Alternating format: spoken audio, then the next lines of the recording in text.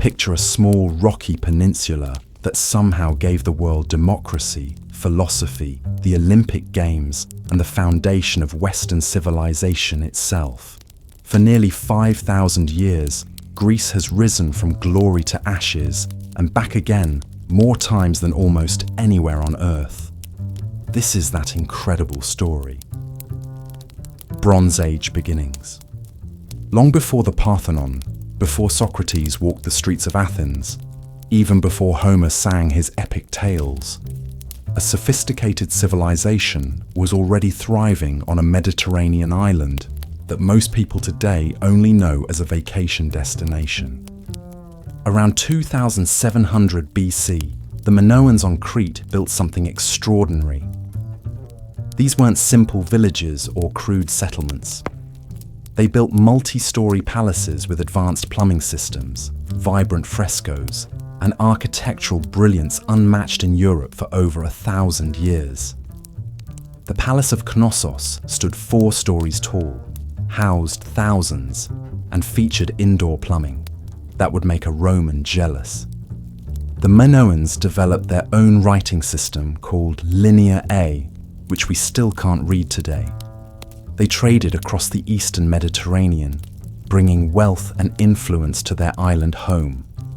Their art shows a society that celebrated life, depicted nature in stunning detail, and seemed fascinated with bulls.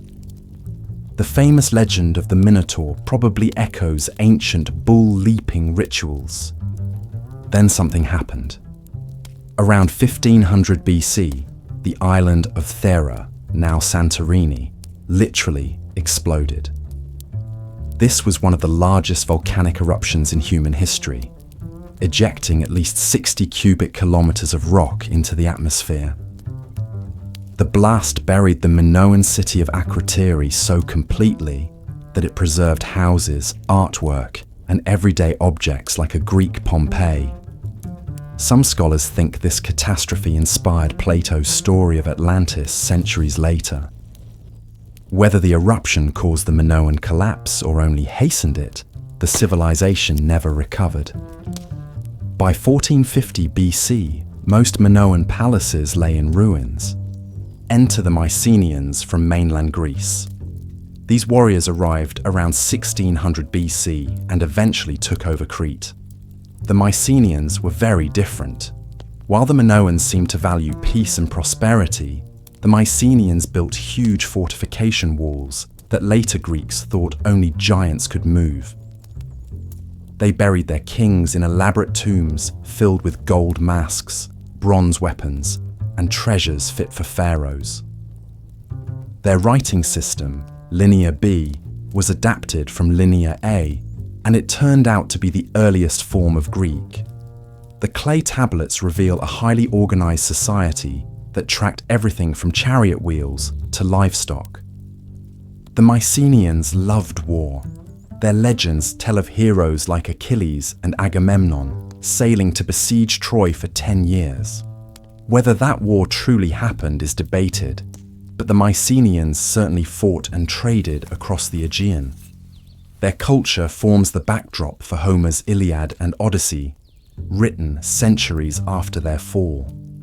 Between 1250 and 1180 BC, catastrophe struck the eastern Mediterranean.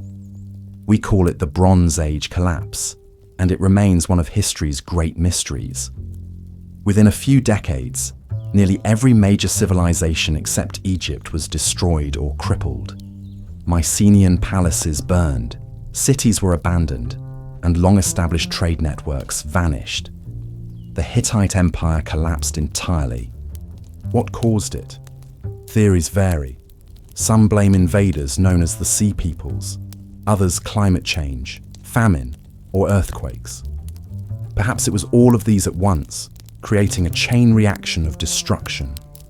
The result was devastating. Greece entered what we call the Dark Age. For about 4 centuries, Greek civilization regressed. Writing vanished. Great palaces and cities were gone. Trade almost ceased, and population numbers dropped sharply. The archaeological record grows thin, Later, Greeks remembered only fragments of this lost world, mixing truth with myth until fact and legend became one. Yet life continued in small villages. People still farmed, raised families, and passed down stories that would one day inspire Homer. At Lefkandi on the island of Euboea, archaeologists found a grave from around 1000 BC containing a man and woman buried with fine gold jewelry, a huge bronze vessel, and horses laid beside them. The grave sat within the ruins of a large building that foreshadowed later Greek temples. Even in darkness, some communities maintained contact with the wider world and preserved wealth and skill. It would take centuries for Greece to rise again, but when it did, it created something entirely new in human history. Archaic Age Revival. Around 800 BC, something remarkable began across the Greek world, like a civilization slowly waking from a long nightmare. Writing returned, but not as before. An unknown Greek adapted the Phoenician alphabet, changing history. For the first time, an alphabet included vowels as well as consonants. It might sound minor, but it was revolutionary. The Greek alphabet spread quickly and became the ancestor of the Latin script you are reading now, and the Cyrillic scripts used in Russia and Eastern Europe. That same alphabet is still used in Greece today. By 402 BC, its scattered local variants were standardized into the familiar system. With writing restored, we can finally trace events in detail. The population was growing fast, possibly due to cooler, wetter weather that produced better harvests. People organized themselves into something new, the polis, or city-state. These weren't just towns. A polis was a political community with its own laws, government, and fierce sense of identity. Athens moved toward democracy, rule by the people, while most city-states fell under the control of tyrants, a word that originally meant someone who seized power, not necessarily cruelly. This population boom created pressure. There wasn't enough good farmland in rocky, mountainous Greece. The solution was colonization. Starting around 750 BC in Italy and 734 BC in Sicily, Greeks began founding new cities throughout the Mediterranean and Black Sea. They spread as far as modern Georgia to the east, southern France to the west, and North Africa to the south. Plato would later describe Greeks around the Mediterranean like frogs around a pond. These weren't random migrations, but organized expeditions. A colony kept ties with its mother city through kinship and religion, though some, like Corinth and Corcyra, turned hostile almost immediately. Why did they go? Overpopulation alone doesn't explain it. Early colonies were too small to make a demographic difference. The real reasons were commercial opportunity, political conflict, ambition, and a sense of adventure. Some cities, like Corinth, grew rich from trade routes. Others, like Boeotia and Thessaly, never colonized and avoided the social upheaval that came with it. With writing came literature, and what literature it was. Homer, who may have been one person or several, composed the Iliad and Odyssey in the 8th century BC. These epics about the Trojan War and its aftermath became the foundation of European culture. Homer wasn't alone. Hesiod wrote about farming life and the origins of the gods. The Greeks created tragedy as an art form. Their myths told of heroes like Heracles and gods living on Mount Olympus: Zeus, Apollo, Athena, and Aphrodite. These stories became so embedded in Western culture that we still name planets and constellations after them. Religion permeated Greek life. At Delphi, the oracle of Apollo became the most respected source of prophecy in the ancient world. A priestess called the Pythia entered a trance and delivered messages from the god. kings and commoners alike sought her guidance, giving Delphi immense influence. The oracle operated for over 1,200 years, making the Pythia arguably the most powerful woman of the ancient world. The Greeks also invented competitive athletics.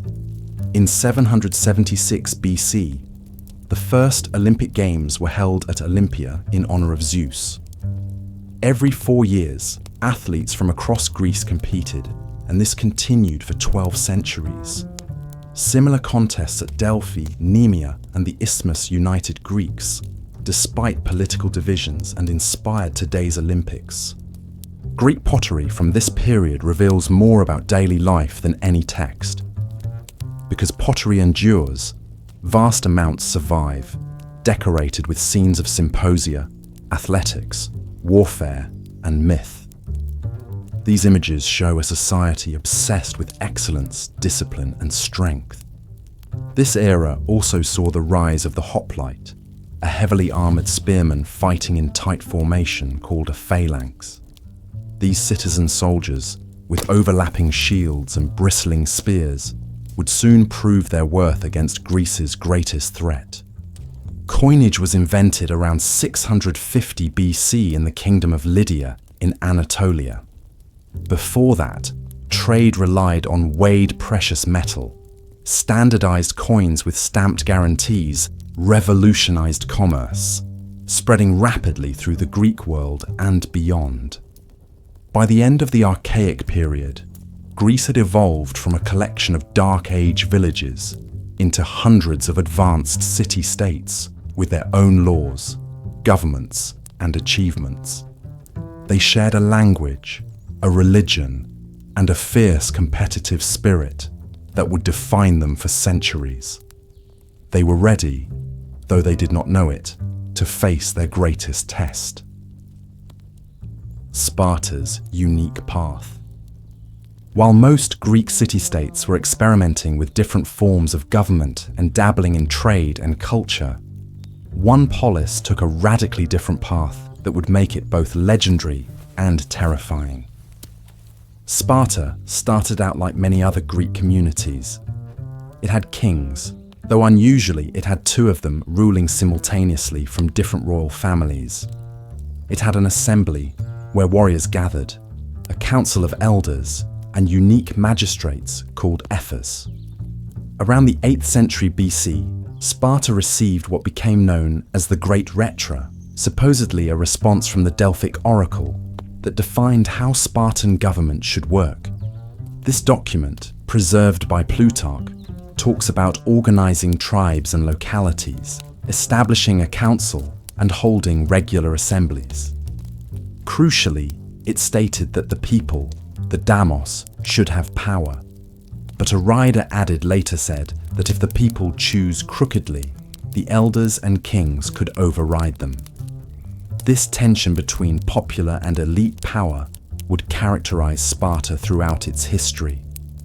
What made Sparta unique wasn't its constitution. It was what happened in the second half of the 8th century BC. Sparta conquered its neighbor Messenia in a brutal war lasting from about 735 to 715 BC. This wasn't just seizing some border territory. Sparta subjugated the entire region and enslaved its population. These conquered Messenians became helots, state-owned slaves forced to work the land and hand over half their produce to Spartan masters. Messenia was, as the poet Tyrtaeus described it, good to plough and good to hoe, providing Sparta with enormous agricultural wealth without Spartans having to do any farming themselves. This conquest transformed Sparta forever. The problem was simple. The helots vastly outnumbered their Spartan masters, eventually by about 7-1. These weren't foreign slaves bought at market who spoke different languages and came from different places. They were a unified people who remembered being free, who lived on their ancestral land, and who hated their conquerors with burning intensity. The Spartan historian Xenophon recorded that during one conspiracy, the rebel leader said his followers would gladly eat the Spartans raw. Sparta's solution was to turn itself into a military machine. The agoge was born, a brutal system of military training that began when boys were 7 years old. These children were taken from their families and raised by the state in conditions designed to produce perfect warriors. They were underfed to encourage stealing food, which taught resourcefulness, though getting caught brought severe beatings. They fought each other constantly.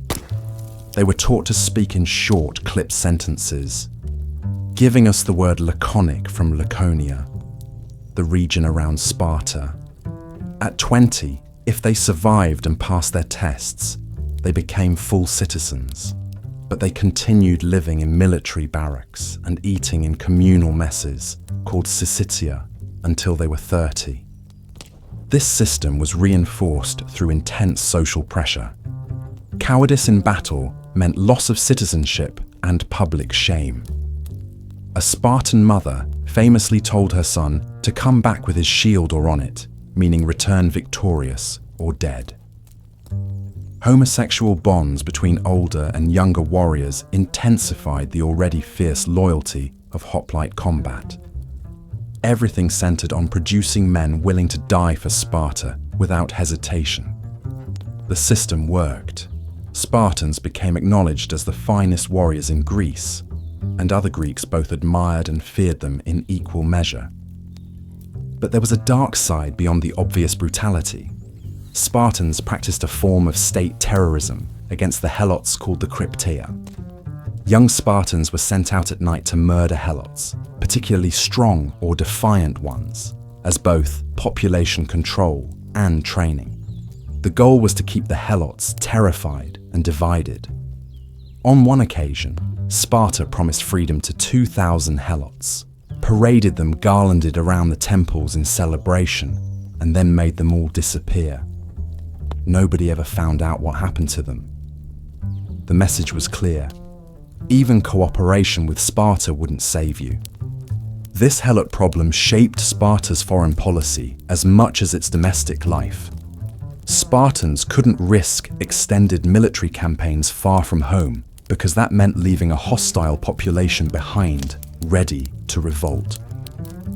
In the 7th century BC, the Messenians did rebel in the Second Messenian War, and it took decades of fighting to suppress them.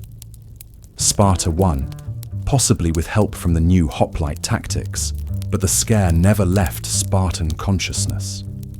So Sparta built alliances instead of an empire. In the 6th century BC, it created what modern historians call the Peloponnesian League, a network of defensive alliances that obligated members to provide military support to each other. Sparta cleverly exploited mythology, even bringing home the supposed bones of Orestes, the legendary son of Agamemnon, as a way of claiming to be the successor to the ancient Mycenaean kings. This won over neighboring Arcadian cities, who preferred that mythology to Sparta's actual Dorian origins. Fear of Argos, another major power with its own imperial ambitions, helped Sparta attract worried allies. Sparta also developed a reputation for overthrowing tyrants in other Greek states, forcibly ending one-man rule in places like Sicyon, Naxos, and eventually Athens. Whether this was genuine ideological commitment to oligarchy, worry about Argos forming alliances with tyrants, or concern about Persian influence remains debated. Sparta's foreign policy was often inconsistent, probably because its helot problem meant it had to pick its battles carefully. The result was a state unlike any other in Greece. Where Athens encouraged philosophy, art, and debate, Sparta produced only warriors. Where other cities welcomed foreign visitors and new ideas, Sparta remained closed and suspicious. The Spartans achieved military excellence, but at the cost of almost everything else that made Greek civilization remarkable. And yet, for centuries, this bizarre system worked. making Sparta one of the two dominant powers in Greece, and a society that still fascinates us today. Athens finds democracy. While Sparta was turning itself into a military barracks, Athens was stumbling towards something the world had never seen before, though the journey was anything but smooth. In the early 6th century BC, Athens was on the verge of civil war. Farmers, many of them hoplite soldiers, were furious with aristocrats who controlled everything. There were no written laws, so the wealthy could change rules whenever convenient. Debt crushed the lower classes, and debt slavery was common. People were sold into servitude for unpaid debts. The city was fracturing, and bloodshed seemed inevitable. In 594 BC, facing catastrophe, the aristocrats did something desperate. They elected a poet named Solon as archon, chief magistrate, and gave him authority to reform everything. Solon had travelled widely, visiting Thales in Miletus and Crucis in Lydia, absorbing ideas from across the Greek world. He told Athenians their troubles were not the work of the gods, but of human greed. All citizens shared responsibility for the city's disorder, or dysnomia. The solution, Solon said, was eunomia, good order through balance. No single group should dominate. Everyone had to work together. His reforms were revolutionary. He cancelled debts and abolished debt slavery, freeing Athenians who'd been sold abroad. He created census classes based on wealth rather than birth, making economic status, not lineage, the basis for public office. Written laws were displayed publicly on tablets so everyone could see the rules. His code applied equally to all citizens. Then Solon did something remarkable. He refused to stay in power. He could have made himself tyrant with popular support, but instead served his term and left, travelling abroad to avoid pressure to alter his reforms. He served as an equal, setting a new standard for citizenship. Athens admired him, but the city soon fell back into factional chaos. Enter Pisistratus, who seized power as tyrant in 561 BC on his third attempt, entering Athens with a tall woman dressed as the goddess Athena beside him. Despite the title, Pisistratus proved good for Athens. He kept Solon's laws, allowed annual elections, and helped rural farmers access justice. His foreign policy was shrewd and profitable. He annexed Delos, giving Athens control of Apollo's sanctuary, and launched building programs, including a temple to Athena on the Acropolis. He began competitive festivals like the Dionysia and Panathenaea that made Athens a cultural centre. After Pisistratus died, his son Hippias ruled oppressively until Spartans helped drive him out in 510 BC. They then occupied the Acropolis, thinking they could control Athens. They miscalculated. Cleisthenes rallied the Athenians, expelled the Spartans, and in a single year, 508 to 507 BC, gave Athens democracy. Cleisthenes' reforms were brilliant. He reorganized society, breaking up old tribal loyalties that aristocrats had exploited. He mixed citizens from the coast, city, and inland areas into new tribes. He enlarged the council and made the assembly, or ecclesia, the main legislative body. Most radically, he introduced isonomia, equal order, meaning all citizens had equal rights before the law and equal participation in government. This was not democracy as we know it. Only adult male citizens could participate, a minority of the population. Women, slaves, and resident foreigners called metics had no political rights. Yet for those who qualified, something extraordinary emerged. Citizens didn't just vote for representatives, they participated directly. The assembly met on the hill called the Pnyx, where any citizen could speak and vote on laws, war, peace, and spending. Many public offices were filled by lottery, based on the idea that any citizen was capable of serving. Juries could have hundreds of members, making bribery nearly impossible. The system depended on participation. Citizens served on councils, juries, and rotating magistracies. There was no professional political class. The government was the people. Historian Paul Cartledge put it perfectly. There was no us and them, no government separate from ordinary citizens. They were the government. For citizens, this created a powerful sense that they could make a difference. This was their city, and its success or failure depended on them. The reforms unleashed tremendous energy.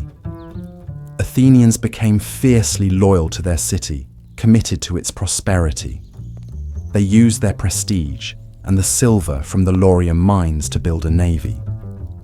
When Persia threatened Greece in 490 BC, Athens was ready. Democracy had transformed it from a faction-ridden polis into the most dynamic state in Greece. That dynamism was about to be tested by the greatest military power the Greek world had ever faced, an empire that ruled more people and land than all the Greek cities combined. Persian Wars glory. By the end of the 6th century BC, the Persian Empire had become the largest the world had ever known, stretching from modern Afghanistan to the shores of the Aegean Sea, and the Greeks were directly in its path. The trouble began with the Greek cities on the coast of Anatolia, in what is now western Turkey. These prosperous communities had been conquered by Persia during its rapid expansion. They spoke Greek, worshipped Greek gods, and considered themselves part of the Hellenic world. But now they paid tribute to the Persian king. In 499 BC, the Ionian Greeks revolted, and Athens sent 20 ships to help them. The revolt failed, crushed by Persian might, but King Darius never forgot Athens' interference. He decided that to secure his western border, he had to conquer all of Greece. In 490 BC, a Persian fleet crossed the Aegean and landed at Marathon, a plain 26 miles northeast of Athens. The Persians had cavalry, archers, and a massive infantry force. Athens sent desperate messages to Sparta for help, but the Spartans were in the middle of a religious festival. The Athenians were on their own. About 10,000 hoplites faced a Persian army at least twice their size. Every tactical advantage favored Persia. Then something miraculous happened. The Athenian general Miltiades ordered his men to charge at a run, closing the distance before the Persian archers could break their lines. The Greek wings smashed the Persian flanks while the center held, then folded inward in a double envelopment. The Persians fled to their ships. Athens had won an impossible victory. Legend says a runner named Phidippides carried the news to Athens and died after announcing it, giving us the marathon race. True or not, Marathon became one of the most celebrated battles in Greek history. Darius began preparing for another invasion, but he died before it launched. His son Xerxes inherited both the throne and his father's desire for revenge. For 10 years, Persia gathered an enormous army, possibly between 200,000 and 300,000 soldiers, and a fleet of 100 to 1,200 ships. This was no raid, but a full-scale invasion meant to conquer Greece. In 480 BC, the Persian horde marched through Thrace and Macedonia into northern Greece. The city-states, terrified but united, formed a defensive alliance. Sparta led the army, while Athens provided its newly built fleet. The Greeks chose to make their stand at Thermopylae, a narrow coastal pass where geography might offset Persian numbers. King Leonidas of Sparta led 300 of his warriors, along with about 7,000 other Greeks. For 3 days they held the pass, the narrow terrain neutralizing the Persian advantage. Even the immortals, Xerxes' elite troops, failed to break through. Then a traitor revealed a mountain path that outflanked the Greeks. Realizing they were surrounded, Leonidas dismissed most of his allies, but stayed with his 300 Spartans, 700 Thespians, and 400 Thebans. They fought to the death, their sacrifice buying precious time for the rest of Greece. The Persians marched south and occupied Athens.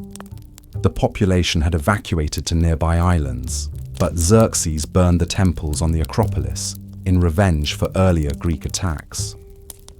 It seemed Greece would fall, but the fleet remained intact, and Themistocles had a plan.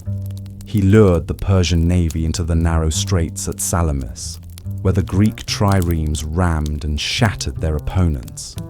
Xerxes watched from shore as his fleet was destroyed. Without naval support, his vast army could not be supplied. He withdrew most of his forces, leaving General Mardonius to continue the conquest. In 479 BC at Plataea, the allied Greek armies faced the Persians in open battle. After a complex fight, the Greeks crushed the Persian infantry and killed Mardonius. On the same day, according to tradition, the Greek fleet destroyed the remaining Persian ships at Mycale. The invasion was over. Greece had survived against impossible odds. The victories at Marathon, Thermopylae, Salamis, and Plataea became legend, celebrated in poetry, art, and the writings of Herodotus, the father of history. Greece had faced annihilation and instead entered its golden age. What do you think was the most crucial moment in Greek history so far? Drop your thoughts in the comments below. Golden Age brilliance. The decades following the Persian Wars saw Athens transform from a powerful city-state into something unprecedented, a cultural and intellectual powerhouse that would shape Western civilization for the next 2,500 years. Athens didn't waste its victory. In 478 BC, it organized the Delian League, a defensive alliance of Greek states supposedly created to prevent future Persian invasions. Member states contributed either ships or money, and Athens, with its powerful navy, naturally took command. The League's treasury was kept on the sacred island of Delos, hence the name. But what started as a mutual defense pact gradually morphed into something else entirely. Athens began treating allied contributions less like voluntary donations and more like mandatory tribute. When member states tried to leave, Athens used military force to keep them in. The League became an Athenian empire in all but name, and the tribute money flowed into Athens. Under the leadership of Pericles, who dominated Athenian politics from about 461 until his death in 429 BC, Athens reached heights of splendor and democracy never seen before. Pericles expanded democratic participation even further, introducing pay for jury service and public office so that poorer citizens could afford to participate in government. He made the assembly and people's courts absolutely supreme. He also had a vision for making Athens physically magnificent, a city worthy of its achievements and power. The Persians had burned the temples atop the Acropolis. Pericles decided to rebuild them on a scale that would dwarf anything Greece had seen before. Beginning in 447 BC, construction started on the Parthenon, a temple dedicated to Athena, the city's patron goddess. The building took 15 years to complete and cost an enormous sum, much of it funded by League tribute that was supposed to finance defense. Sparta and other states accused Athens of using allied money to beautify itself, and they weren't wrong. but the result was breathtaking. The Parthenon achieved such perfect proportions and geometry that it's remained one of the most recognizable and admired buildings in the world for 25 centuries. Its design, with columns and beams arranged in precise ratios, became the model for neoclassical architecture in civic buildings across Europe and North America up to today. The Parthenon wasn't alone. The Propylaea Gateway and the Erectaion Temple joined it on the Acropolis. Throughout Athens, theatres and public buildings rose. Greek architecture reached its apex, setting standards that would be copied by Romans and revived during the Renaissance. Greek sculpture underwent its own revolution. Earlier, archaic sculpture had been somewhat stiff and formal. Now, sculptors like Phidias achieved unprecedented realism in depicting the human form. They understood anatomy, captured motion and emotion, and created works that Romans would later copy by the hundreds. When Renaissance artists in the 1500s wanted to revive classical ideals, they looked to these Greek sculptures as their models. Greek theatre also reached its height. Athens had been developing drama since the 6th century, but the 5th century produced the greatest playwrights. Aeschylus, who had fought at Marathon, wrote tragedies exploring justice, fate, and the relationship between humans and gods. Sophocles crafted psychologically complex characters facing impossible moral choices in plays like Oedipus Rex and Antigone. Euripides pushed boundaries with plays that questioned traditional values and depicted women as complex human beings rather than stock characters. Their plays premiered at festivals like the Dionysia, where thousands of Athenians watched in massive stone amphitheatres that still survive today. These weren't entertainment in our modern sense. They were civic rituals that explored fundamental questions about justice, power, duty, and human nature. But perhaps nothing defines the classical Greek achievement more than philosophy. Most ancient cultures relied on religion and tradition to answer fundamental questions about existence, knowledge, and morality. The Greeks invented something different: systematic questioning and reasoning. The Athenian philosopher Socrates, who fought as a hoplite in the Peloponnesian War, spent his days in the agora, asking probing questions that exposed contradictions in people's beliefs. His method of dialogue and relentless questioning revolutionized how people thought about thinking itself. He never wrote anything down, but his student Plato preserved his teachings and expanded on them. Plato founded the Academy, essentially the first university, and wrote dialogues exploring everything from the nature of justice to the ideal form of government. His most famous work, The Republic, imagined a utopian state ruled by philosopher kings who loved wisdom more than power. It's influenced political theory ever since.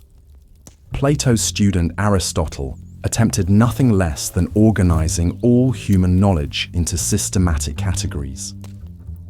He wrote about logic, ethics, politics, biology, physics, metaphysics, poetry, and rhetoric. He tried to understand how everything worked and fit together. Aristotle tutored a Macedonian prince named Alexander, but more importantly, his methods of categorizing and analyzing knowledge shaped how we think about science and philosophy to this day. Greek achievements extended to mathematics and science. Pythagoras had worked out his famous theorem about right triangles. Hippocrates, the father of medicine, insisted that diseases had natural causes rather than divine origins, and that doctors should observe and record symptoms systematically. The Greeks began asking how the natural world worked and seeking answers through observation and reason rather than just mythology. This cultural explosion happened in a remarkably small place over a relatively short time.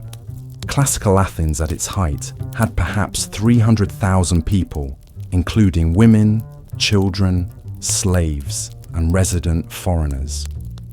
Only about 40,000 were male citizens with political rights. Yet this tiny group, living in one city for maybe 70 years, created philosophy, history, political science, realistic sculpture, architectural principles, dramatic tragedy and comedy, and democratic ideals that still resonate today.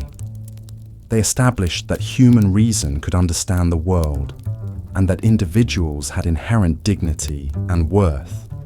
The paradox is that this brilliant flowering happened because of slavery and empire. Athenian citizens had leisure to attend assemblies, serve on juries, exercise at the gymnasium, and attend philosophical lectures because slaves did the actual work. The cultural achievements were financed by tribute, extracted from subject states who had little choice in the matter. The glory rested on exploitation. Greeks fighting Greeks. The same qualities that made Athens brilliant also made it insufferable to other Greeks, and the Golden Age was about to drown in blood. Sparta watched Athens' growing power with increasing alarm. The Delian League had become an Athenian empire extracting tribute from hundreds of cities. Athens had long defensive walls connecting the city to its port at Piraeus, meaning it could withstand a siege indefinitely as long as its navy controlled the seas.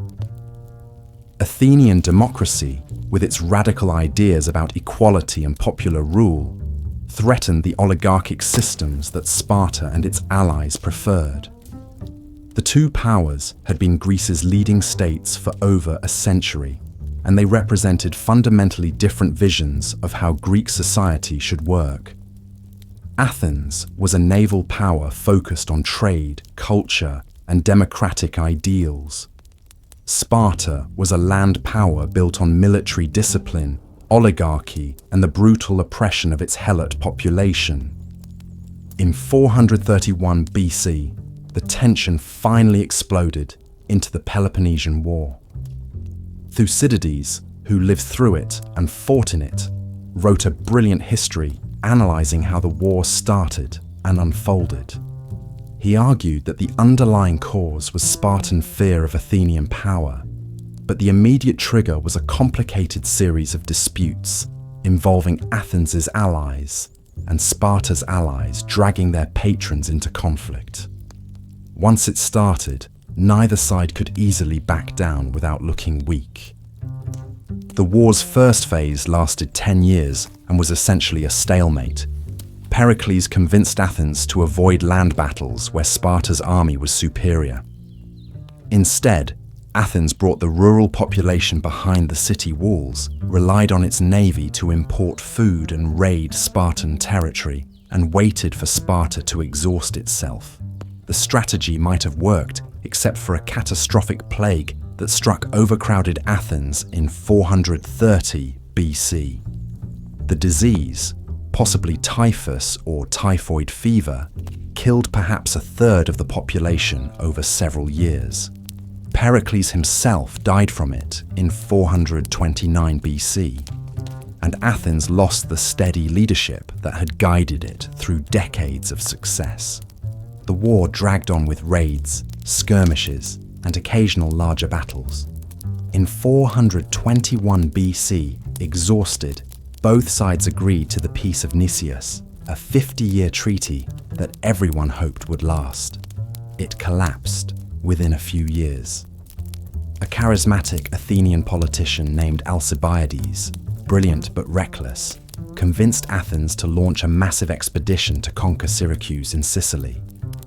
The idea was that capturing Sicily would give Athens enormous resources and weaken Sparta's allies in the region.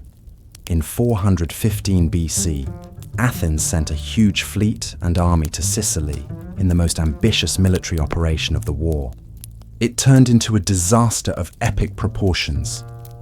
The Sicilian expedition lasted 2 years and ended in complete catastrophe. The Syracusans, with help from Sparta, defeated the Athenian forces in a series of battles.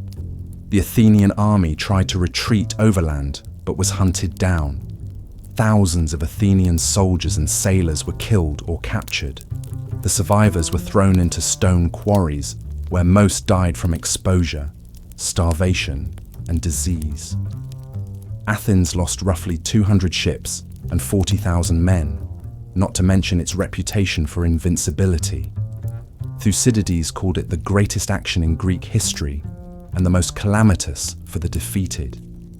Athens somehow kept fighting. It rebuilt its fleet, thanks partly to Persian money. Persia, delighted to see the Greeks destroying each other, provided funds to whichever side seemed weaker at the moment. The war continued for another 9 years, increasingly vicious and desperate. Cities changed sides repeatedly. Whole populations were massacred when cities were captured. The island of Melos, which tried to stay neutral, was besieged by Athens.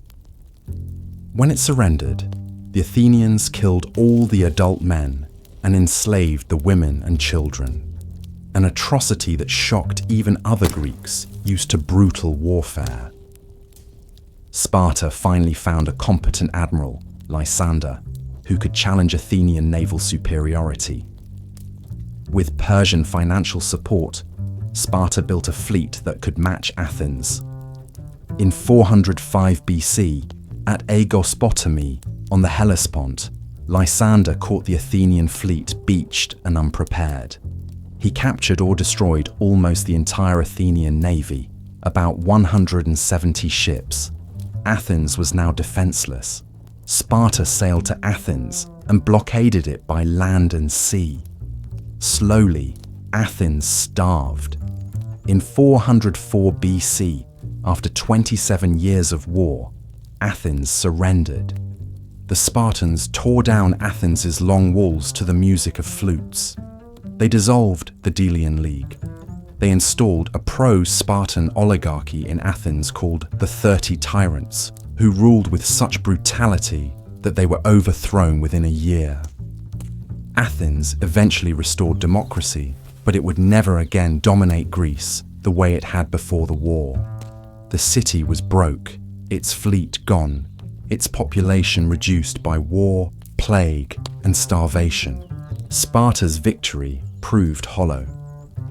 The qualities that made Spartans excellent warriors made them terrible at running an empire. They installed oligarchies and military governors across Greece, which quickly made them as hated as Athens had been. Sparta had no vision beyond military dominance. Within a few years, other Greek states were organizing against Spartan hegemony. Thebes in central Greece defeated Sparta at the Battle of Leuctra in 371 BC, breaking Spartan military supremacy forever. Thebes even liberated Messenia, freeing the Helots after nearly 4 centuries of slavery and destroying the economic foundation of the Spartan system. By the mid-4th century BC, the 3 great powers, Athens, Sparta, and Thebes, had exhausted themselves in decades of constant warfare. None could dominate the others. The Greek world was fractured, weakened, and tired. The endless cycle of city-state fighting, city-state had drained Greece's wealth and killed countless citizens. The polis system, which had produced such cultural brilliance, had also produced endless conflict. The Greeks were so busy fighting each other that they failed to notice a new power rising in the north, one that would end Greek independence and change the world forever. Alexander changes everything. While the Greek city-states tore each other apart, a kingdom at the northern edge of the Greek world was quietly building something unprecedented under a ruthless and brilliant king. Macedonia had always been a bit of an outsider. The southern Greeks considered Macedonians semi-barbaric, not quite civilized, despite speaking a Greek dialect and worshipping Greek gods. Macedonia was ruled by kings when most southern states had moved to oligarchies or democracies. It remained roughly the same size for centuries while other states expanded through colonization. Then in 359 BC, Philip II became king and everything changed. He inherited a weak kingdom threatened by hostile neighbors. Within 2 decades, he transformed Macedonia into the dominant military power in the Greek world. Philip's genius was military innovation combined with diplomatic cunning. He radically reformed the Macedonian army, creating a new type of phalanx armed with sarissa pikes that were twice as long as traditional hoplite spears. These massive weapons, up to 18 feet long, had to be wielded with both hands, so the traditional large hoplite shield was replaced with a smaller one strapped to the arm. The Macedonian phalanx presented an impenetrable forest of pike points, extending several ranks deep. Nothing could break through from the front, though the formation was vulnerable from the sides and rear, requiring intense discipline and training to maintain. Philip's second innovation was creating an elite cavalry unit called the Companions. These weren't just scouts or skirmishers. They were shock cavalry, heavily armed horsemen who could smash into enemy formations with devastating force. The combination of the immovable phalanx and the mobile, powerful cavalry created a military system that proved unbeatable for over a century. Philip used this army to expand Macedonian territory north into Thrace and south into Thessaly. He played Greek city-states against each other through diplomacy, bribes, and strategic marriages. The southern Greek states finally realized the threat when it was too late. Thebes and Athens formed a desperate alliance to stop Philip. In 338 BC, at the Battle of Chaeronea, Philip crushed the combined Greek forces. His 18-year-old son, Alexander, commanded the cavalry wing that delivered the decisive blow.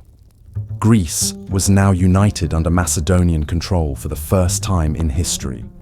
The age of the independent polis was over. Philip organized the Greek states into a confederation called the League of Corinth, with himself as hegemon, or leader. He announced plans to invade the Persian Empire, framing it as revenge for the Persian invasions of Greece a century and a half earlier. In 336 BC, as preparations neared completion, Philip was assassinated by one of his own bodyguards during a wedding celebration. The motives remain murky, possibly personal, possibly political, possibly involving his ambitious wife Olympias. His 20-year-old son Alexander inherited the throne and his father's plans. Nobody expected much from the young king. Several Greek states immediately rebelled, thinking they could throw off Macedonian control. Alexander moved with shocking speed, crushing the rebellions ruthlessly. When Thebes revolted, he destroyed the city completely, except for temples and the house of the poet Pindar, selling the survivors into slavery. It was a brutal message: resist and be annihilated. 2 years later, in 334 BC, Alexander crossed into Asia Minor with an army of about 40,000 infantry and 5,000 cavalry. He was 22 years old. He would never return home. Alexander's conquests are almost impossible to believe. Within 3 years, he had conquered all of Anatolia, Syria, and Egypt, fighting and winning major battles at the Granicus River and Issus. At Issus, he faced the Persian king, Darius III, with a force half the size of the Persian army and still won decisively. Darius fled the battlefield, abandoning his family to Alexander's mercy.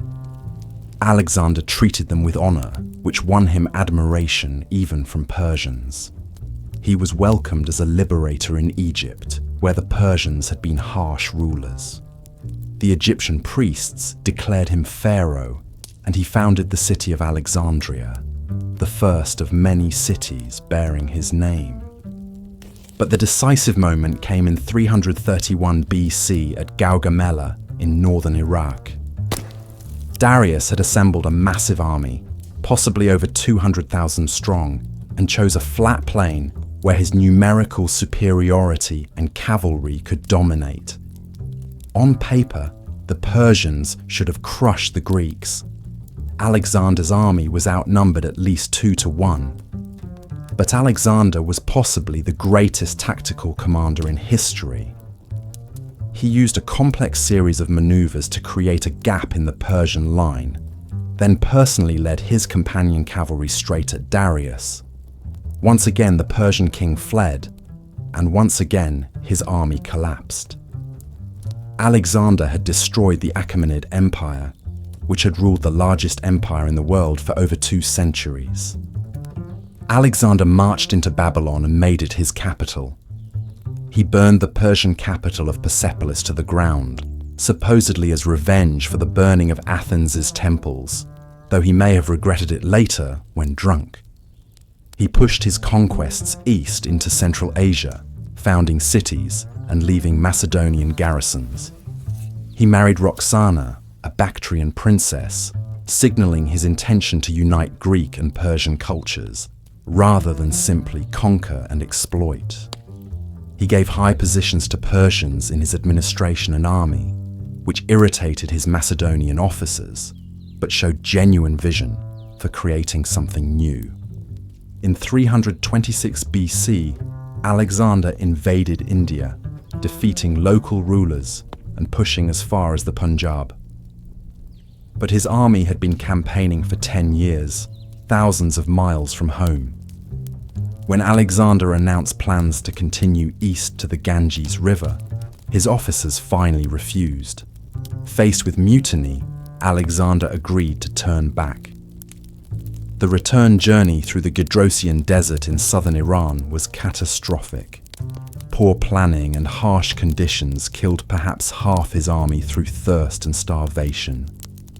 It was Alexander's greatest blunder.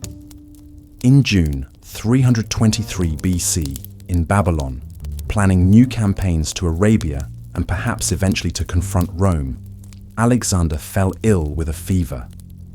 Within 10 days, he was dead at age 32. He had conquered most of the known world in just over a decade, never losing a battle despite being frequently outnumbered. Roman absorption. Alexander's death at 32 left the largest empire in the world without an heir capable of holding it together, and within hours of his death, his generals were already maneuvering for power. When asked on his deathbed who should succeed him, Alexander supposedly whispered, "To the strongest," which was either admirably pragmatic or spectacularly irresponsible depending on your perspective. His half-witted half-brother and infant son were technically heirs, but nobody took them seriously as rulers. The real power lay with Alexander's generals, battle-hardened commanders who had conquered the world at his side. For the next 40 years, these men, called the Diadochi or successors, fought each other in a series of brutal wars that tore the empire apart. By about 280 BC, the dust had settled into 4 main successor kingdoms. Ptolemy, one of Alexander's most trusted generals, took Egypt and founded a dynasty that would last 3 centuries, ending with Cleopatra. Seleucus seized the heart of the old Persian Empire, creating the Seleucid Empire stretching from Anatolia to the borders of India, though he gradually lost the eastern territories to new powers like the Parthian Empire. Antigonus and his descendants controlled Macedonia and mainland Greece. A 4th kingdom, Pergamon in western Anatolia, emerged as a regional power. These kingdoms spent the next 2 centuries fighting each other, forming temporary alliances and jockeying for dominance. But none could recreate Alexander's unified empire. Yet Alexander's legacy was enormous despite the political fragmentation. Greek language, culture, and ideas spread across the entire Eastern Mediterranean and Middle East in what historians call the Hellenistic period. Greek became the common language of educated people from Italy to Afghanistan. When the New Testament was written centuries later, it was written in Greek because that's the language that would reach the most people.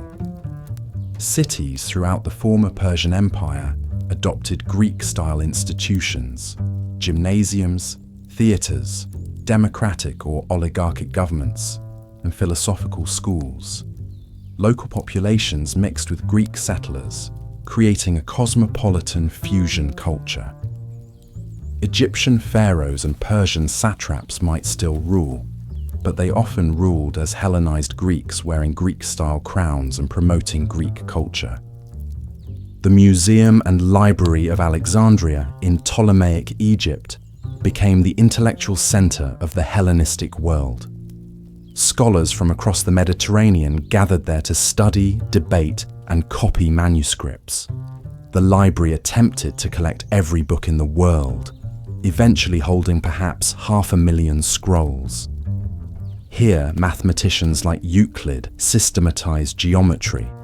Eratosthenes calculated Earth's circumference with remarkable accuracy, and Aristarchus proposed that Earth orbits the Sun 18 centuries before Copernicus. The scientific method pioneered by classical Greek philosophers flourished in this environment of cross-cultural exchange and royal patronage. It was also during this period that Greeks compiled a travel guide of remarkable sights. The most impressive 7 became what we call the 7 wonders of the ancient world. Most were products of this Hellenistic age: the Lighthouse of Alexandria, the Colossus of Rhodes, the Mausoleum at Halicarnassus. Only Egypt's Great Pyramid, built 2 millennia earlier, predated the Greek world. Only the pyramid still stands today. Meanwhile, far to the west, another power was rising that would eventually consume the entire Greek world.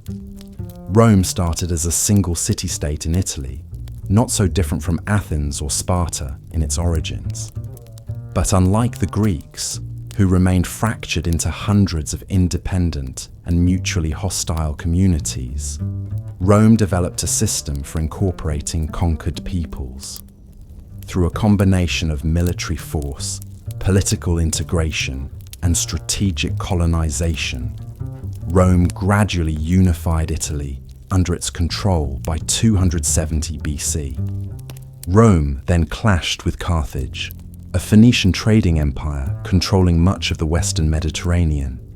In 3 devastating wars spanning over a century, Rome destroyed Carthage and seized control of Sicily, Spain, and North Africa. These victories gave Rome enormous wealth, a powerful navy, and a professional army of battle-hardened legions. Expansion eastward seemed inevitable. Rome's first major intervention in Greece came in 200 BC, when it declared war on Macedonia.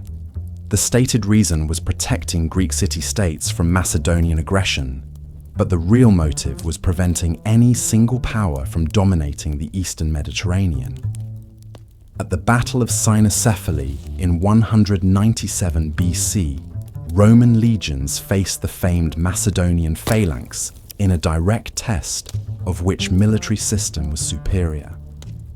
The phalanx, which had conquered the Persian Empire and dominated warfare for over a century, proved inflexible and vulnerable to the more mobile Roman manipular tactics. Macedonia was decisively defeated. Rome initially presented itself as Greece's liberator, declaring the Greek cities free at the Isthmian Games of 196 BC. The Greeks cheered, genuinely believing Rome would leave them to govern themselves.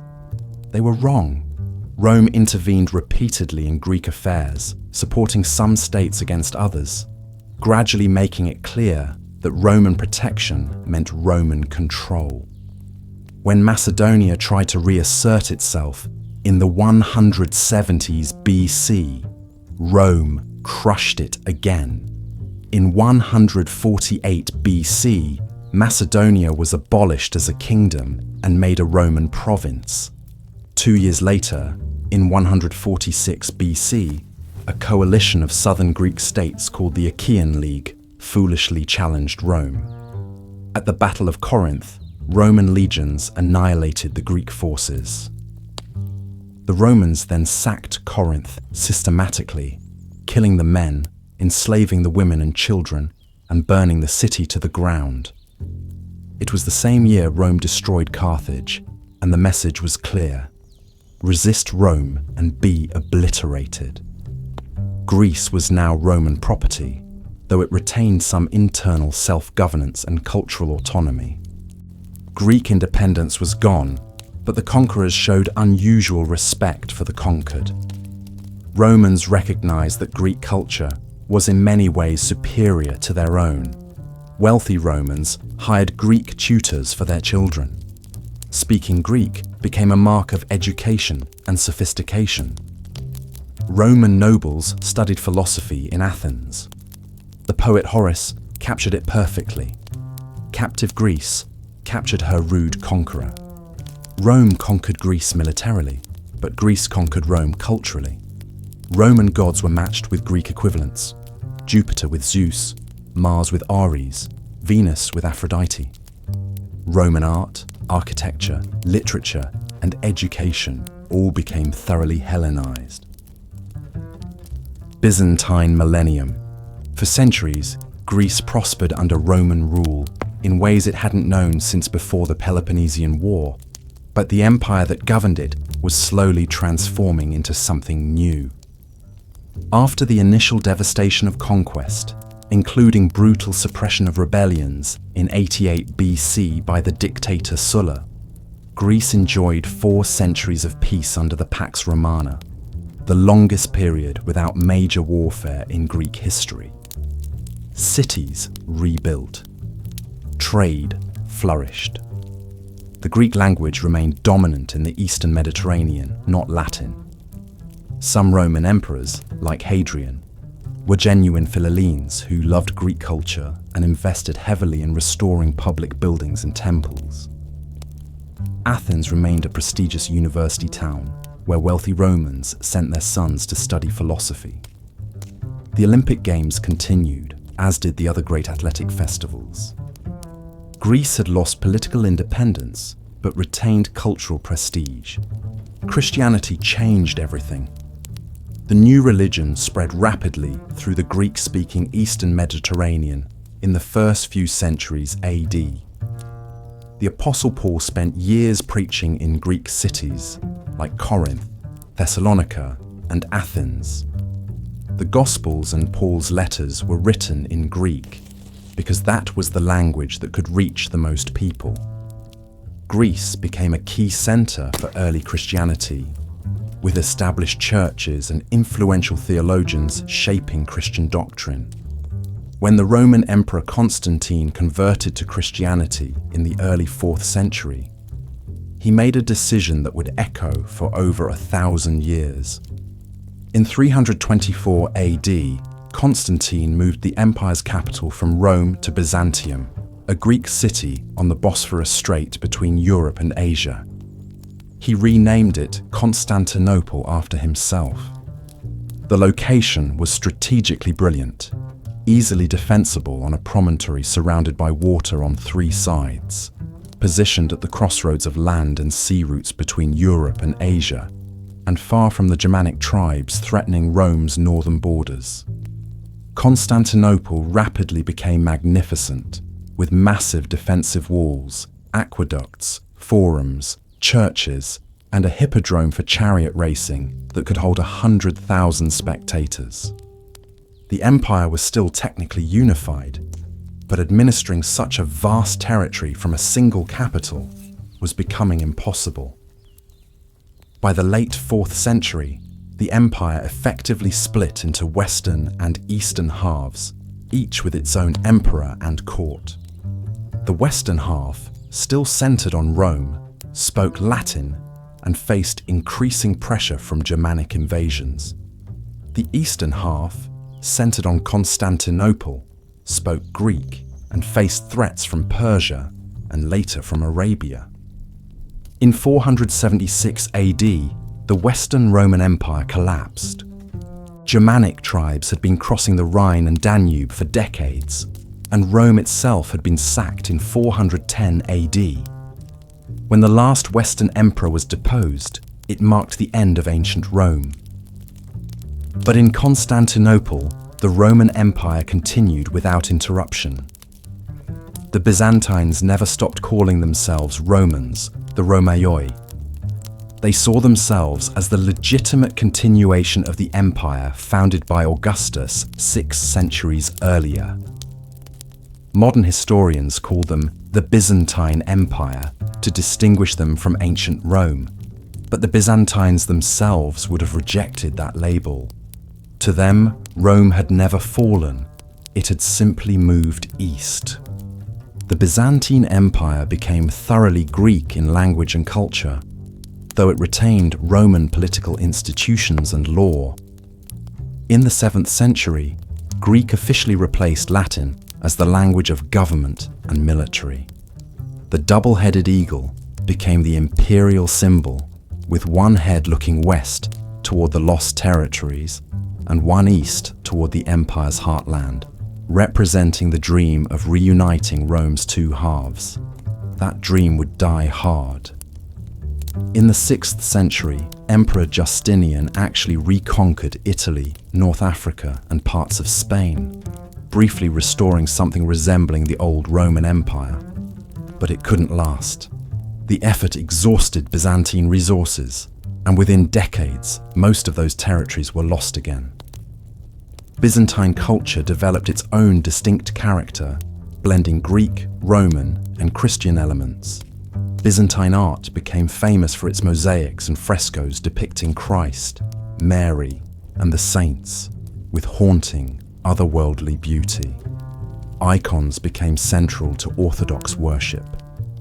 Byzantine architecture, exemplified by the massive Hagia Sophia in Constantinople, with its enormous dome seemingly floating on light, influenced church design across Eastern Europe. Byzantine scholars preserved ancient Greek and Roman texts that would have otherwise been lost, copying manuscripts and maintaining libraries. When these texts eventually reached Western Europe centuries later, they sparked the Renaissance. The empire faced constant threats. Persia attacked repeatedly until the 7th century, when the Byzantines finally defeated them decisively.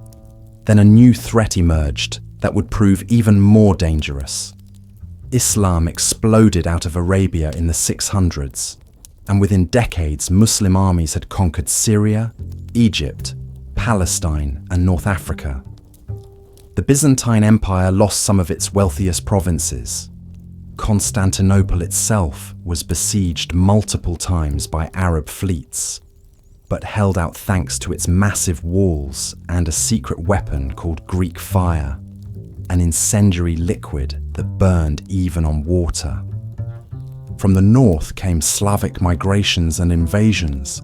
The Balkans, including much of Greece, were overrun by Slavic tribes in the 6th and 7th centuries, disrupting the established population. Bulgaria emerged as a powerful kingdom that nearly conquered Constantinople in the early 10th century. Through all this, the empire survived by a combination of military skill, diplomatic maneuvering, and sheer determination. The Byzantines became masters of diplomacy, playing enemies against each other, buying off threats when they couldn't defeat them militarily, and converting hostile tribes to Christianity to bring them into the Byzantine cultural sphere. In 1054 AD, the Great Schism formally split Christianity into Catholic West and Orthodox East. Theological differences over the nature of the Holy Spirit and disputes about papal authority had been building for centuries. The split made the division between Eastern and Western Europe permanent, with each side viewing the other as heretical. The Orthodox Church, centered in Constantinople, spread Byzantine culture and religion north into Russia and Eastern Europe through missionary work. By the 11th century, a new threat appeared from the east: the Seljuk Turks, recent converts to Islam who swept out of Central Asia and conquered most of Anatolia. The Byzantine Empire, which had held Asia Minor for over 1,000 years, lost its heartland. The empire was shrinking, weakened by constant warfare, internal political struggles, and economic strain. Modern Greek rebirth. The year 1204 brought a betrayal so shocking that even 8 centuries later, it remains one of history's most cynical acts, and it came not from Muslim armies, but from fellow Christians. The Fourth Crusade was supposed to liberate Jerusalem from Muslim control. Instead, Venetian creditors and Frankish crusaders, manipulated by complicated politics and greed, attacked Constantinople itself. On April 12, 1204, these Christian armies breached the walls and sacked the greatest Christian city in the world. For 3 days, crusaders looted, murdered, and destroyed. They stole priceless relics, burned libraries, desecrated churches, and raped nuns. Thousands of civilians died. Treasures accumulated over 9 centuries were melted down or shipped to Venice. The Crusaders overthrew the Byzantine emperor and created a Latin empire in its place. Even the Pope condemned the atrocity, though that didn't help the Byzantines. The attack fatally weakened the empire. Although Byzantine forces recaptured Constantinople in 1261, the empire never recovered its former strength. The wounds were too deep, the lost wealth and territory too great. But there was an ironic silver lining. Many of the ancient manuscripts and artifacts stolen by Crusaders ended up in Italy, where Renaissance scholars rediscovered classical Greek philosophy, literature, and science that had been lost to Western Europe for centuries. The sack of Constantinople inadvertently seeded the Italian Renaissance. The weakened Byzantine Empire now faced the Ottoman Turks, who had been migrating into Anatolia from Central Asia since the 11th century. Over the next 2 centuries, they methodically conquered Byzantine territory piece by piece. By the 15th century, the Byzantine Empire consisted of little more than Constantinople itself and a few scattered territories. The city still had its massive walls, though, walls that had repelled sieges for 1,000 years. In spring 1453, the Ottoman Sultan Mehmed II brought an army of perhaps 80,000 soldiers and a fleet to besiege Constantinople. He also brought something new: massive cannons that could hurl stone balls weighing over 1,000 pounds. The defenders numbered maybe 8,000, desperately outnumbered but fighting behind those legendary walls. For nearly 2 months they held out. Then, on May 29, 1453, Ottoman forces breached the walls. The last Byzantine emperor, Constantine XI, reportedly tore off his imperial regalia and died fighting in the streets. Constantinople fell, and with it ended the Roman Empire, 1,700 years after Augustus founded it. For the Greeks, it marked the beginning of a dark age that would last 4 centuries. The Ottomans renamed Constantinople to Istanbul and made it their capital. Greece itself fell to the Ottomans within a few years, though some islands like Crete held out until the 17th century. The Venetians kept control of the Ionian Islands, so those Greeks escaped Ottoman rule entirely. For everyone else, life became difficult. The Ottoman system theoretically allowed non-Muslims autonomy through millets, religious communities that could govern themselves, but in practice, corruption by local Turkish governors made this meaningless. The Greek Orthodox Church gained control over all Christians in the empire, which gave it some power, but also made it complicit in Ottoman rule. Greeks paid heavy taxes simply for being Christian, the jizya tax required by Islamic law. They had to carry receipts proving payment at all times, or face imprisonment, forced conversion, or death. Perhaps worst was the devshirme, the tribute of children.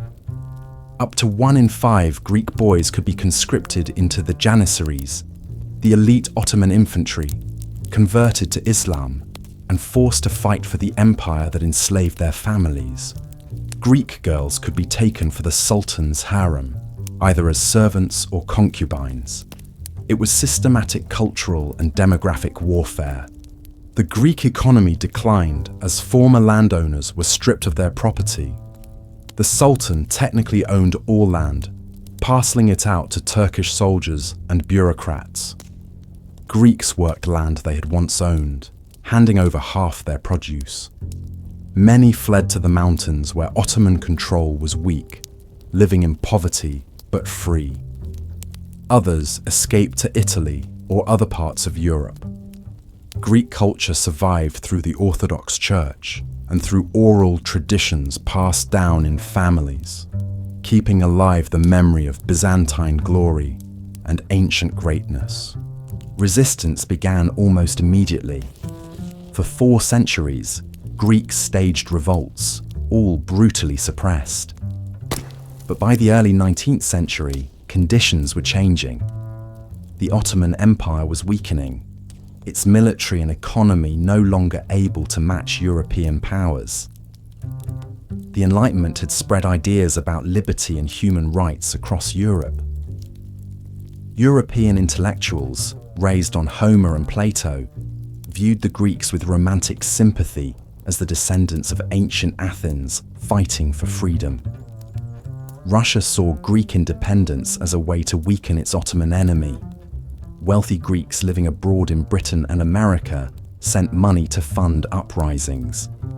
On March 25, 1821, Greeks across the peninsula rose in coordinated rebellion. The Greek War of Independence was savage. The Ottomans massacred Greek civilians in response. The island of Chios saw 25,000 Greeks killed and 45,000 enslaved in 1822. But the atrocities backfired by making European public opinion support Greece even more strongly.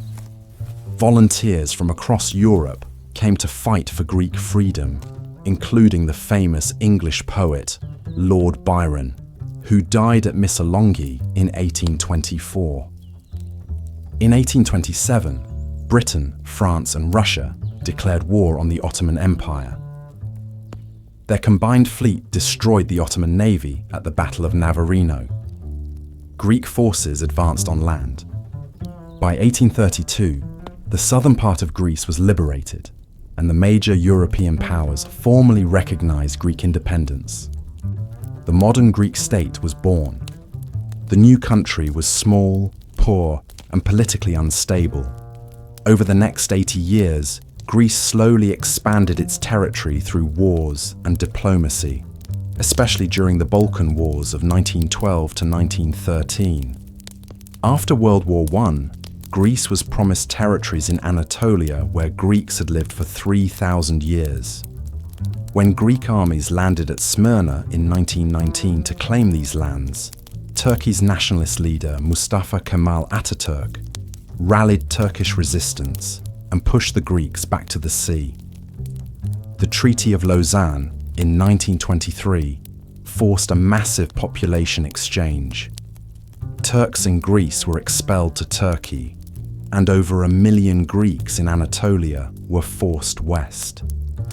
This ended the Greek presence in Asia Minor that had existed since the Archaic period. Greece struggled through the 20th century. It repelled an Italian invasion in 1940, but fell to German forces in 1941. The occupation was brutal. 70,000 Greeks were executed. Hundreds of villages destroyed. Over 1 million left homeless. Liberation in 1944 immediately led to civil war between government and communist forces that lasted until 1949. Political instability continued for decades. In 1967, a military junta called the Regime of the Colonels seized power in a coup, establishing a dictatorship marked by imprisonment, torture, and censorship. The junta collapsed in 1974, and democracy was finally restored. Greece joined the European Economic Community in 1982 and adopted the euro in 2001. The 2008 financial crisis hit Greece harder than almost any developed nation, leading to severe austerity measures, mass unemployment, and civil unrest. The country's inability to devalue its currency because of euro membership worsened the crisis. Yet through all of this, Greece has survived. Today's Greeks enjoy higher living standards than at any point in centuries. They live in a functioning democracy, part of the European Union, proud of their extraordinary history. Few places on Earth have risen and fallen so many times or influenced human civilization so profoundly. From Bronze Age palaces to democratic Athens, from Alexander's conquests to Byzantine endurance, Greece has shaped our world in ways we still discover today. That 5,000-year journey is far from over. If you loved this video, you'll love the next one even more.